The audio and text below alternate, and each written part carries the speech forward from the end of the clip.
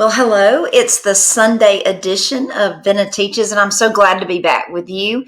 It's been a great weekend as far as the weather here where I'm from, and so a little bit breezy and cool outside, but nice enough to get outside and enjoy the sunshine.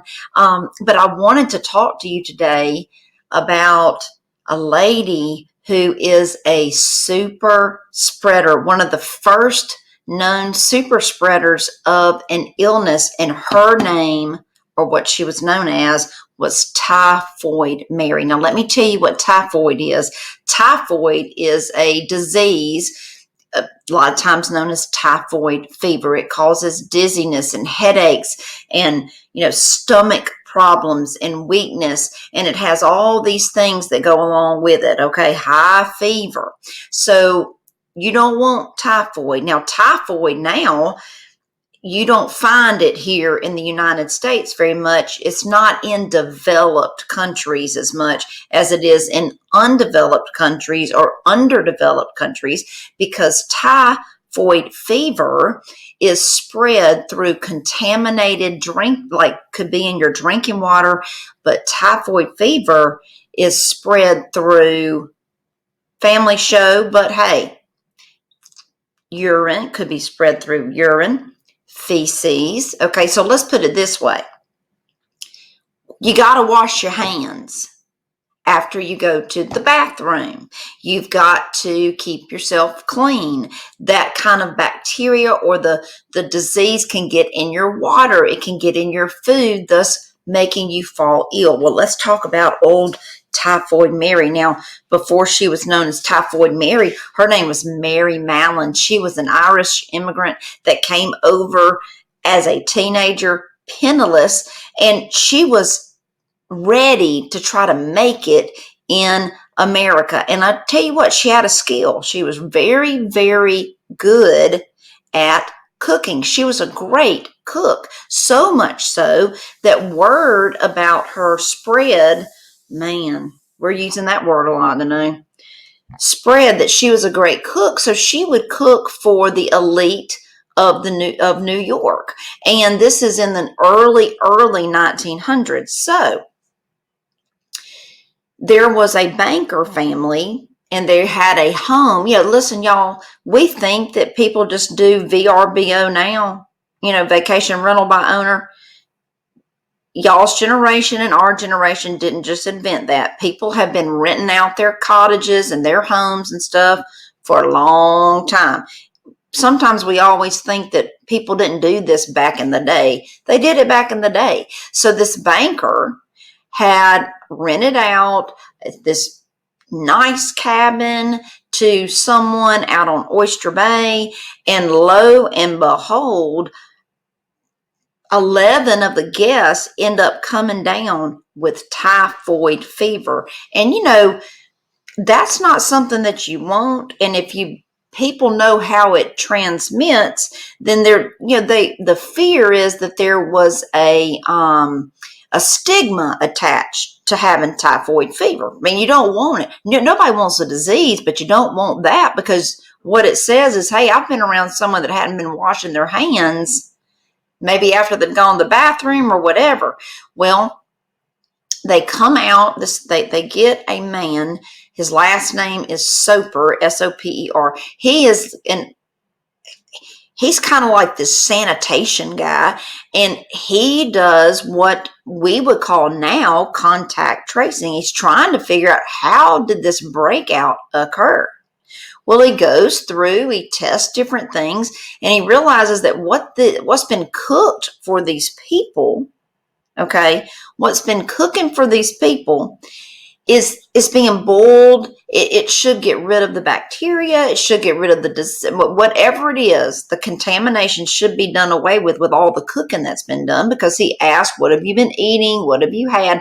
The only thing that these people had that would not have gone through a process to decontaminate was ice cream with fresh peaches. Now,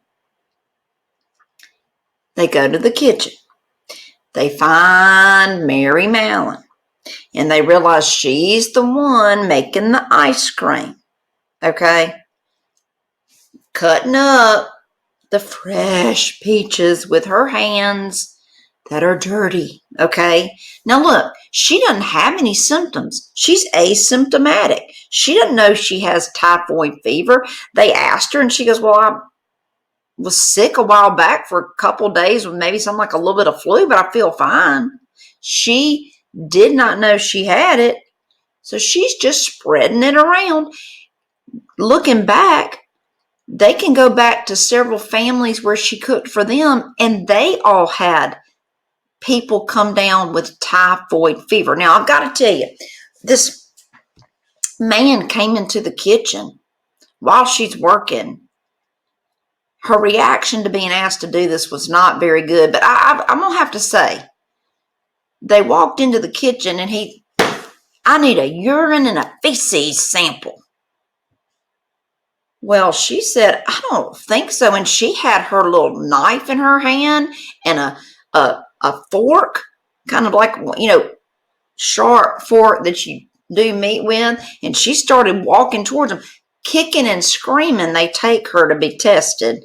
And of course, she is, man, they said that it was just, the test just kind of went, all right, she had it. So they put her on this, I don't want to call it quarantine. I mean, back then when you had a disease like that, you didn't just go home to quarantine. She didn't have anywhere to go. Her family's in Ireland. They put her in like almost a sanatorium type deal where she remained for several years until her lawyer said, look, I mean, you can't keep her from making a living. She knows she has. Now, listen, she knows that there's a problem. She never admits that she's a super spreader. But to satisfy the court and to satisfy the lawyers, she said, okay, I'll never, ever cook again. Well, she tries to not cook again. She works in a laundry, but the pay is bad. I mean, that's really her only skill. So they trusted her to do what she was supposed to do, but she changes her name, and lo and behold, there's another outbreak of typhoid fever. And so come to find out, they go find it's her. She's doing it again. She couldn't find another job. So they take her, and listen, she lives the rest of her days, a quarter of a century, dies in her late 60s, having been quarantined or segregated from society as being a super spreader. And she never really would deal with the fact that she was a super spreader. Now, they even offered to take her gallbladder out for her. They thought that would help. I don't know. I tried to do a little research on that, and I'm thinking, it says when they're talking about Typhoid Mary that the thought was that might help. But she refused. I can kind of see that. If you don't know and you go getting a gallbladder surgery back in 1909 or 1910, 1907-ish, okay, it's not like today. Today's gallbladder surgery, they do a laparoscopic, they do a little incision. There, I mean, it's like right across, I mean, there's a scar this big, okay, across your stomach, and you don't always live with that. So she's like, well, you can't guarantee. So you're going to take out my gallbladder, and then you're going to test and see if I still have it. And if I do, I've had my gallbladder out, and I'm still stuck out here. So that is Typhoid Mary. And now we use that term to, equate with someone who, after you're around them, you catch something. Okay? Typhoid Mary. Mary Mallon. Now, I started thinking about old Mary, super spreader. Today's climate, today's date, we've got the coronavirus. I mean, we've got all kinds of stuff going on. And I'm not going to be talking about the coronavirus right now, but I'm going to ask you, What kind of super spreader are you? Are you someone that is a super spreader of positivity, encouragement, kindness, tolerance? Are you someone that brings a smile to someone's face? When you walk in the room, does everybody say, "Oh, right, Sally Sue's here"? Or do they say, "Oh, Sally Sue's here"? Are you a super spreader of good things? Or are you a super spreader of hate and anger? Are you a super spreader of everything that could possibly be wrong? Are you a super spreader of hypocrisy? Do you say something one day and then turn around and do something else the next day? I love this poem by Arlie Sharp, and I'm hoping I get it right. And it goes like this. Isn't it strange that princes and kings and clowns that caper in sawdust rings, common people like you and me, are builders of eternity? Each is given a book of rules, a shapeless mass, and a bag of tools, and each must build before life has flown a stumbling block or a stepping stone. What are you today? Are you a stumbling block? Or are you a stepping stone? What are you going to do with your shapeless mass? What's in your bag of tools? Is your bag of tools contrary statements? Is your bag of tools hatred and spewed hatred towards everybody that doesn't look and act like you? Do your rules, your book of rules, do they apply to everybody else but you?